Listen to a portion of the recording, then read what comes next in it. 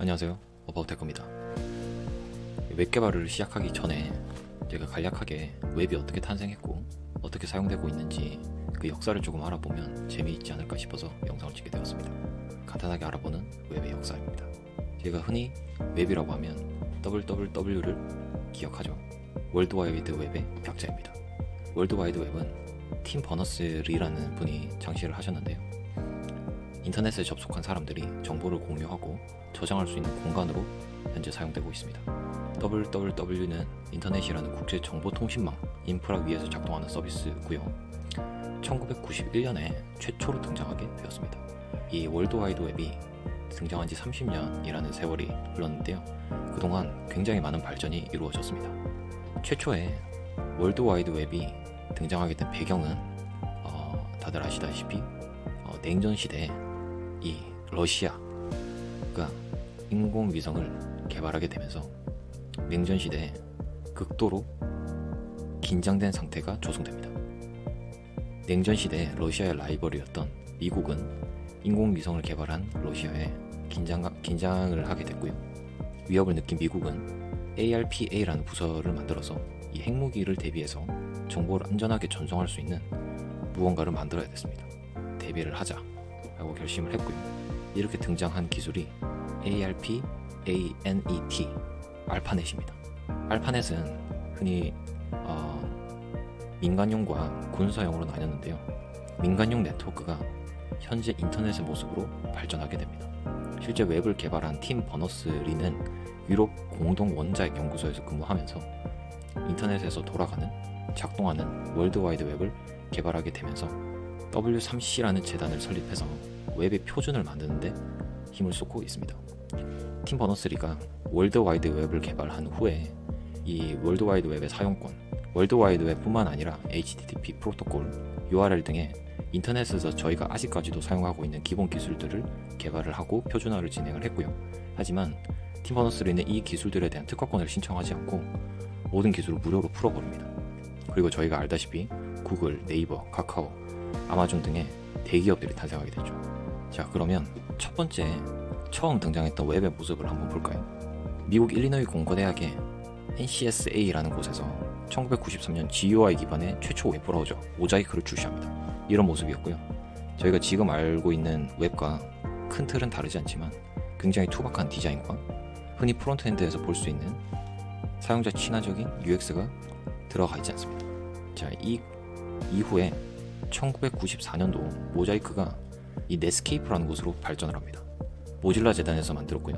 모자이크가 워낙에 싫어서 모질라라는 재단 이름도 모자이크 킬러라는 의미를 담고 있습니다. 자, 1994년도 넷스케이프가 웹브라우저 시장을 점유를 했고요. 지금의 구글처럼 점유율이 아주 높았다고 합니다. 하지만 이후에 마이크로소프트도 웹브라우저의 시장에 눈을 돌리게 됐고요. 저희가 잘 알고 있는 그 녀석이 등장하게 됩니다. 바로 인터넷 익스플로러. 웹 표준을 무시하고 여러 기능을 탑재하면서 웹 브라우저들의 경쟁이 심화되기 시작합니다. 이 시기에. 하지만 인터넷 익스플로러의 점유율이 좀처럼 오르지가 않았죠. 왜냐하면 기존의 넷스케이프가 굉장히 많은 점유율을 차지하고 있었기 때문이죠. 자, 마이크로소프트가 이 상황에서 선택한 초이스는 굉장히 신박했습니다. 마이크로소프트는 본인들이 개발하고 핵심 프로덕트였던 윈도우 OS에 인터넷 익스플로러를 강제로 심어버리고 OS를 판매하게 됩니다. 자, 이거는 결국 독점이라는 반독점 제재법에 걸리게 됐고요. 심지어 이 시기에 애플과 계약을 통해서 매킨토시에서도 인터넷 익스플로러가 작동했다고 합니다. 자, 이 결과로 넷스케이프가 차지하고 있었던 점유율 대부분이 마이크로소프트의 인터넷 익스플로러로 넘어가게 됐고요. 넷스케이프는 붕괴하게 됩니다. 자, 웹은 이렇게 빨리 발전했지만 W3C, 팀 버너스-리가 만들고 표준 작업을 했었던 이 표준 작업은 지연되고 있습니다.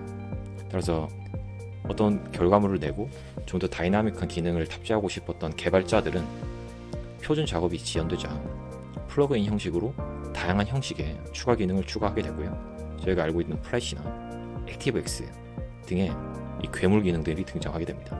이 액티브엑스 덕분에 당시에는 인터넷 은행 업무까지 웹에서 가능했었던 것입니다. 이제 플래시랑 액티브엑스가 우후죽순으로 나오면서 웹이 굉장히 빠른 속도로 발전을 했는데요. 이제 웹은 단순히 컨텐츠를 소비하는 입장에서 사용자들이 컨텐츠를 생산할 수 있는 입장으로 발전하게 됩니다. 하지만 인터넷에서 플러그인 형식으로 들어왔던 액티브엑스는 많은 문제점을 가지고 있었는데요. 이 문제점을 통해서 웹 자체가 굉장히 무거워지기 시작했고요. 특히 인터넷 익스플로러의 점유율이 굉장히 높았기 때문에 다른 웹 브라우저들은 이에 대한 불만을 가지고 있었습니다. 결국 애플, 모질라, 오페라 등의 소프트웨어들이 독자적으로 새로운 기구를 만들게 되고요. 이게 WHATWG라는 기관을 만들게 됩니다. 여기서 웹 애플리케이션 1.0 표준을 자체 제작을 하게 되고요. 이 시기에 마이크로소프트와 W3C는 새로운 재단을 만들어서 웹 표준을 지정하고 있었는데요. 이게 XHTML 2.0 버전입니다. 하지만 이 표준이 실제 시장에서 많이 사용이 되지 않았던 기술이기 때문에 이제 어떤 개발자도 이 표준을 따르지 않았고요. 결국 WHATWG의 의견을 반영해서 나온 것이 저희가 현재도 사용하고 있는 HTML5입니다. 이 로고에 이 기호가 5라는 의미를 가지고 있죠. HTML5 아직도 사용하고 있습니다. 굉장히 많은 표준을 담고 있고요. 오디오 재생이라든지 비디오 재생, 그리고 저희가 이전 웹에서 사용을 못했던 여러 가지 표준들이 잘 정립이 돼서 사용이 많이 되고 있습니다. 자, 마이크로소프트와 W3C 재단이 주도한 이 HTML 2.0 표준이 붕괴됐고요. 다른 웹 브라우저들은 최신 표준을 준수하고 있었지만 여기서 문제가 하나 발생합니다. 무슨 이유에서인지 인터넷 익스플로러만 이 표준에서 동떨어지기 시작했고요. 결국 마이크로소프트 자체에서도 인터넷 익스플로러 10 버전까지 모든 서비스가 중단되기 시작했고, 결국 2022년 6월 15일 인터넷 익스플로러가 사망하게 됩니다. 이제 엣지를 통해서 마이크로소프트는 웹브라우저를 밀고 있고요. 인터넷 익스플로러는 더 이상 서비스가 되고 있지 않습니다. 자, 저희가 간단하게 웹의 역사, WWW, 월드와이드 웹의 발전, HTML5 어떻게 탄생하게 됐는지 알아봤는데요. 그럼 저희가 웹을 통해서 저희가 어떤 작업들을 할 수 있는지 알아보도록 하겠습니다. 단순히 웹페이지를 만들고 어떤 홈페이지를 제작하는 것을 넘어서서 웹은 저희가 생각하지 못한 광범위하게 이용이 되고 있습니다. 자, 웹이 탄생한 후에 아이폰이 등장했고요.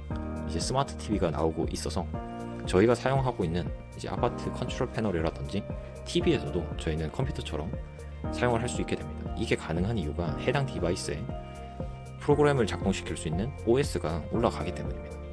자, 점점 더 많은 기기들이 연결이 되기 시작하고요. 이 웹은 하나의 크로스 플랫폼 역할을 하게 됩니다. 여기 핸드폰이 있고요. 그 다음에 저희가 자주 사용하는 컴퓨터가 있고요. 그리고 텔레비전이 있습니다. 근데 문제는 아이폰 개발자들은 스위프트를 통해서 아이폰 앱 개발을 해야 되고요. 컴퓨터를 사용하시는 분은 윈도우나 리눅스, 매킨토시에 따라서 자신이 사용하고 있는 OS에 따라서 프로그래밍 언어를 선택해야 됩니다. 또한 스마트 TV에서 돌아갈 수 있는 프로그래밍 랭귀지를 선택을 하시고 해당 IDE를 선택하셔서 개발을 진행하셔야 되는데요. 웹은 이 다른 기기들이 연결이 잘 되고 하나의 크로스 플랫폼을 역할할 수 있도록 할 수가 있습니다. 자, 대표적으로 이런 아이폰, 컴퓨터, 스마트 TV들이 웹으로 모이게 되면서 하나의 웹 기술만 가지고도 여러 디바이스에서 저희가 프로그래밍을 진행하고 새로운 것들을 만들어낼 수가 있게 되는 것이죠.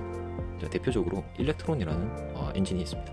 자, 깃허브이 아톰이라는 것을 개발하기 위해서 HTML5 기반의 엔진을 개발했는데요. 이게 일렉트론이라는 이름으로 발전하게 됩니다. 일렉트론으로 여러 가지 애플리케이션들이 개발되기 시작했는데요. 저희가 자주 사용하는 VS 코드, 스카이프, 슬랙 등도 이 일렉트론 엔진을 이용해서 개발이 진행됐습니다. 자, 이런 데스크탑 애플리케이션뿐만 아니고요. 핸드폰에서도 리액트 네이티브라는 기술을 통해서 페이스북에서 만든 이 리액트 네이티브로 안드로이드와 아이폰의 네이티브 코드로 변환해주는 엔진을 사용하게 될 수 있습니다. 자, 이걸로 성능 이슈가 해결 가능한 크로스 플랫폼으로 자리 잡게 되고요. 자, 이거는 인스타그램이나 스카이프, 우버, 그리고 디스코드까지 여러 애플리케이션들이 리액트 네이티브로 개발되었습니다. 자, HTML5 표준이 정립이 되고 웹 기술이 점점 발전하면서 저희 일상생활에서 웹은 굉장히 광범위하게 이용되고 있습니다. 단순히 웹 개발뿐만 아니고요. 웹 기술을 이용해서 스마트폰 애플리케이션을 개발해 보실 수도 있고요. 스마트 TV, 스마트 워치 다양한 디바이스에서 작동하는 프로그램을 개발할 수 있다는 가장 큰 장점을 가지고 있습니다. 어떤 디바이스든지 www 접속할 수 있는 프로그램을 올릴 수 있는 곳이라면 작동을 하기 때문에 유연성이 크다고 할 수 있습니다.